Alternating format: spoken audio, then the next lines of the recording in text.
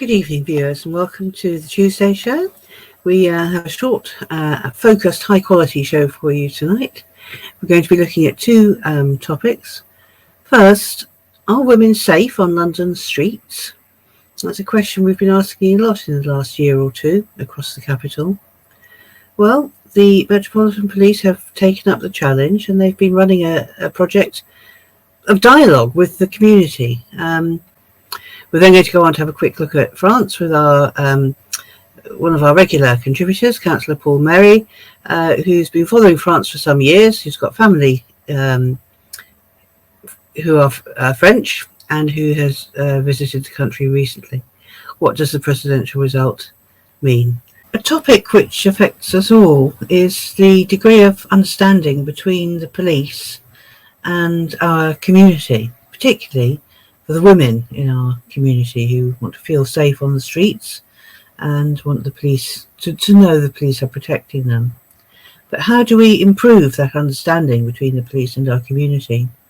Well, one project has begun, which is attempting to begin that process, and it's begun at a school in Ilford, where a number of young pupils have been given access to the police to discuss and tell them about the needs of their communities and also to find out more about the police. Earlier today, I spoke to PC Claire Argyle, who told me about the project. You can also read about the project in East London News, and in the meantime, have a listen to what Claire Argyle has got to say about it.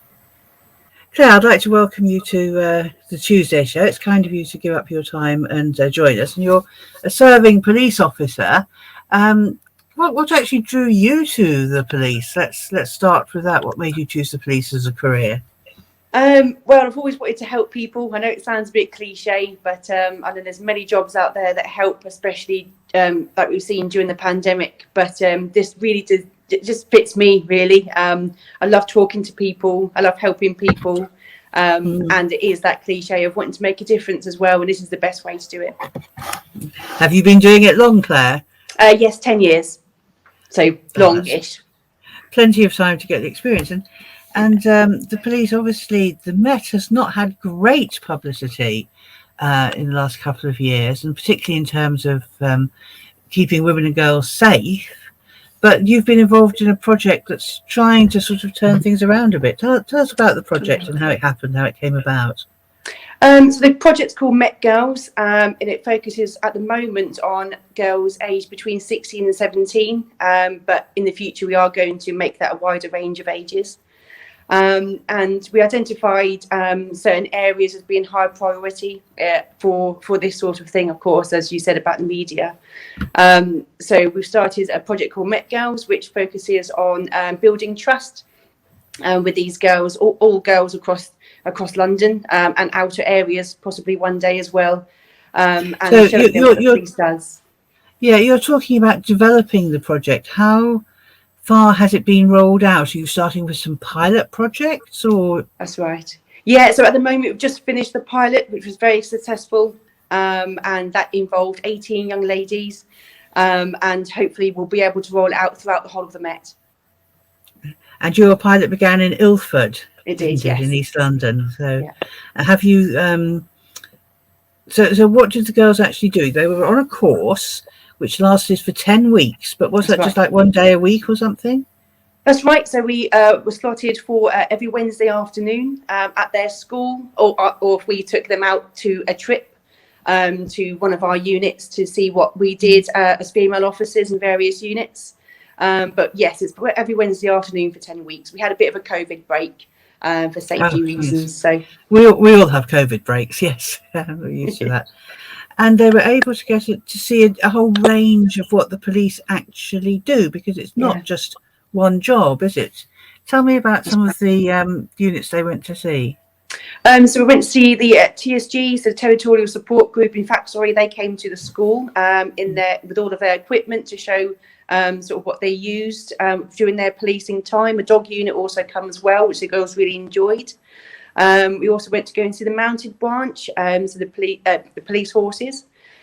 Also took them to our police college in Hendon, which they really enjoyed. They spent most of the day there, where they joined in on the fitness test. They saw how our training works, and they saw the taser units, etc. And they really enjoyed every single trip that they went on. So yeah, they're really inspired. And from the material you sent to me in East London News, you seem to have a sort of forensic policing training ground as well. And the girls I saw looking at a very sad, somewhat makeshift victim of some sort of violent crime. But it looked like it was all being explored very well. I mean, that's very scientific. Did the girls take to it? Oh, well, the forensic, what we showed them was, it wasn't real, of course. It was all sort of made up sort of crime scene.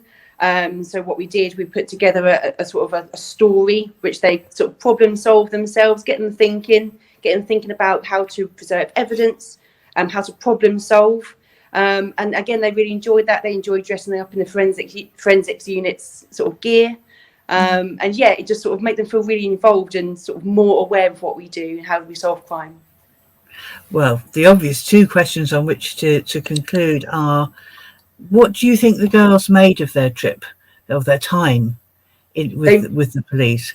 They absolutely enjoyed it. I think at first, of course, they were a bit sceptical of us. I turned up not in uniform. I wanted to show that we were human. And of course, being female officers, that, you know, they can one day, if they wanted to, be one of us. And now the bond is so strong. The trust is so strong, and they really did enjoy it. And they've said that to me personally. So yeah, they really enjoyed it. And are any of them thinking perhaps of having a career in the police? More, yeah. I think but when I asked the question at first, I think only about 1 or 2 hands went up. And then towards the end of the course, yeah, over half of them put their hands up. So they are considering it. Yeah. Well, I mean, it's still, you don't have to join the police to be involved with the police, do you? I know there's many sort of public sector services in particular. Professionals working in schools, for example, in East London, have sadly regular contact with the police. And so even if your girls don't go into the force, yeah, if it comes to a situation, a close call later in their lives, maybe they'll say, yes, I can get the police involved with this because somebody needs some help. Absolutely. And then, that's what it's all about. Yeah. The other question, of course, is us East Londoners, we're not quiet, are we, when we're on the spot. What did the police learn from these girls about their lives and how the police might interact with them?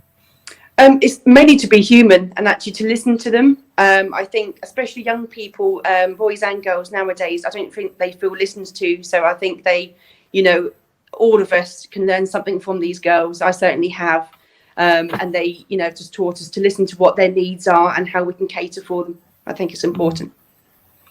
Well, we've all got a big job to do, haven't we, on keeping safe, which is one of the most important things we have to do. So it's been lovely talking to you. Thank you so much for giving up your time. No, and thank you. Good luck with the project, and let us know if it occurs again in East London, anywhere else. Absolutely will. Thanks ever so much. Right, and this evening we're with our old friend, Councillor Paul Merry, based out in downtown Redbridge, but also someone who's been following France and politics in France for a while. And we had this time a week ago, the talk was all about whether the people that we had to go to war against in 1939 to 45, the far-right fascist parties, were in fact going to take the French presidency, but fortunately not. So let's go back, Paul, I know you've been to France recently, to 2017, when we had a repeat, or the first contest between Emmanuel Macron and Marine Le Pen. Why did Macron win that contest? Did he win, or did Marine Le Pen lose back in 2017? Well, yeah, I think it was largely a case of Marine losing, really. I mean, most of my French cousins who are traditionally socialist supporters all sort of gritted their teeth and voted Macron back in 2017 and have ended up doing much the same this time round. It's a little bit disconcerting that Marina's put on additional votes since then, and polling up into the 40% margin. It was a bit squeaky, but it seems that enough people sort of gritted their teeth and held their nose enough to vote anti-fascist and at least stop. So was Macron's presidency actually popular? I mean, he was a leading candidate in the election this time round, but I mean, did people like what he did in office or not? Well, my cousins are all of a certain age, largely, and the. Do you mean old? Pension. Oh yes, getting older. Yes, older than me, or my age, largely. There's one or two youngsters, but the ones I know best are pretty much in my age, and the pension reforms did not go down well with them. What were they? What were they? Basically, reducing reducing pension levels and extending the retirement ages, as we have suffered in this country. Pushing the age of retirement out did not go down well with a lot of people. But I think, the problem with Macron is that he was very heavily courting the centre-right, and really hasn't paid attention to courting the left of centre vote. Where I was down in the south, the Mélenchon vote was much higher. It was pretty much in the south. It was pretty much a straight fight in most communes between Mélenchon and Le Pen. Macron Mélenchon was the socialist candidate. Down in the rural south. Mélenchon was the socialist candidate, was he? The left of centre. I believe he's some form of socialist. Yes, one of the many varieties. But yes, they have a lot of them in France. Well, yes, the fractionating and chaos of the French left is very much a part of why Marine Le Pen is polling well. I think the French left has basically fallen apart. Does that mean they find polling less than 2%? Does that mean, is that because they just don't do well at elections, or are they not very active, very unified in between elections? Well, the good old Parti Socialiste has basically fallen apart, hasn't it? With a large proportion of it moved over into Macron's camp into En Marche. The left wing of it has very much moved into the Mélenchon camp, and then you've got the Parti Communiste still trudging along, doing its own thing. The Greens mopping up a small proportion. The minor organisations like Ludovier still logging along. The bulk of the left vote went behind Mélenchon, but the talk now is for the forthcoming parliamentary elections that there will have to be left unity candidates for the left to make any showing in the parliamentary elections that are due in June, which is the only way they're going to have any influence on what Monsieur Macron does. Yes, because the French presidential system is a bit like our directly elected mayors, isn't it? The sort of president has a lot of the power to take decisions, like our mayors do. Yes, but ultimately, presidential laws have to be passed by the National Assembly, so he needs a parliamentary majority, at least a working arrangement with the National Assembly. So it's all going to be crucial to play for come June for the parliamentary elections. The left do seem to be speaking to each other, which is not something that happens all that often these days. So something might come out of it. Let's hope the left gets its act together then. I did see during the election coverage, Marine Le Pen was banging on a bit about banning hijabs again. I mean, from your recent visit to the south of France and your other connections, I mean, do you think this result shows that the race card won again? Was it a big factor, or are people just getting bored with it? Well, it plays to Marine. I mean, there's a lot of antipathy across France towards North Africans in particular. She plays strongly to that, but she's also played strongly on the cost of living crisis and the left behinds.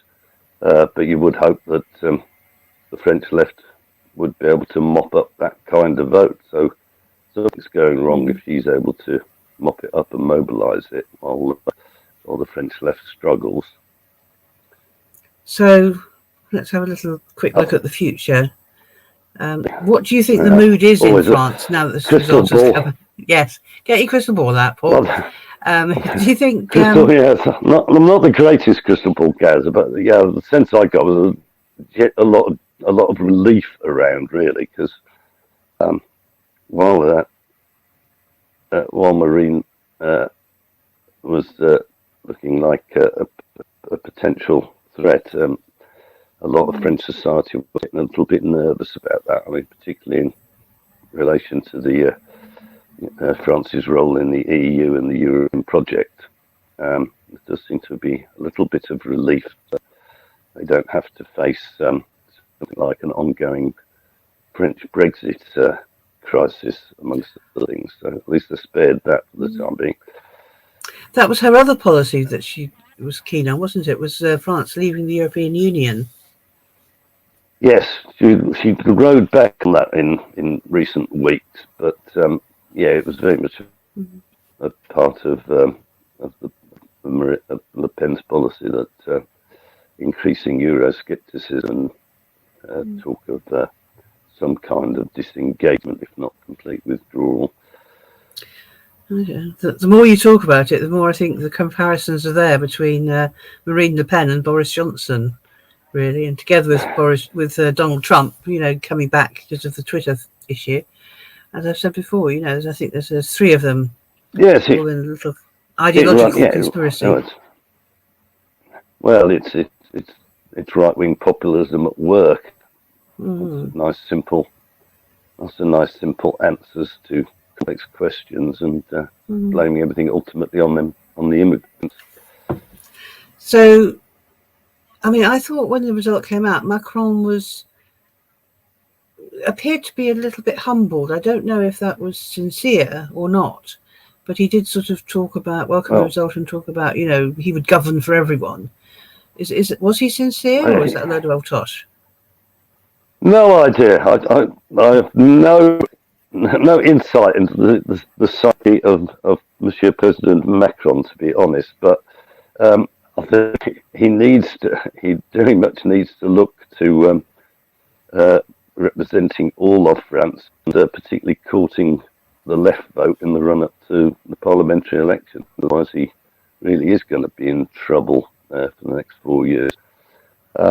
But yeah, I think there was an awful lot of relief in the Macron camp that the vote for Marine going up into the 40%, 41% there, but was a bit of a tight squeak. Yeah. I think he thought he would poll better in the second round than he actually did. So there's a lot of relief going around. Now he has to try and build some kind of bridges with left of centre voters as well as with people on the centre right. So the next interesting fact is who he appoints as his new prime minister in the run up to. There's about 5 or 6 potential candidates from what I read. So it'd be interesting to see if he goes for a slightly left of centre prime minister who might be able to reach out to the electorate for him in the run up to the parliamentary elections in June. Well, Paul, you and I, of course, are both peas out of the 5th of May pod, as it were. We're both veterans of the 1994 anti-BNP campaign on the Isle of Dogs. And I think the conclusion you're drawing sounds to me like it's more a case of what we learnt then as well. When the far right are menacing, it's not just what the left does on polling day, it's also what the left does throughout the intervals between polling days. So really, what Indeed. happens in the Socialist Party is quite important. Well, yes. Left factionalism is a wonderful pastime until you end up being faced by fascists who are a bit strong. And then you have to make some rather practical decisions about unity and facing the real enemy. That's certainly something I can agree with you about there. Okay, so that's lovely. Thank you very much for your time tonight, Paul, and for that quick insight into what's going on over the channel, which of course is, even though Britain's left the EU, is still very important to us, provided that we survive nuclear war or whatever else happens over the next couple of months. So thanks for that, and we'll see you again shortly, I'm sure. Right, thanks, Jenny, and I'll report back after June if that, and I'll be out with my family again, hopefully in early July. I'll put it in my diary. Thanks, Paul. Good night. Okay, thanks. Take care, Jenny.